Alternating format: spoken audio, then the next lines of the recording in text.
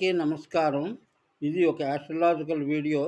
స్థిరుడు కాలేదు, జీవితంలో ఇంకా స్థిరపడలేదండి అని అందరూ జాతకుల గురించి ఇళ్లల్లో మాట్లాడుతుంటారు. అయితే ఈ స్థిరత్వానికి ఏ గ్రహాలు కారకత్వం వహిస్తున్నాయి అంటే 2 గ్రహాలని చెప్పక తప్పదు. ఎందుకంటే శని, చంద్రుడు. అయితే ఈ శని, చంద్రులు ఎప్పుడూ కూడా ఎక్కడక్కడ కలియకూడదు.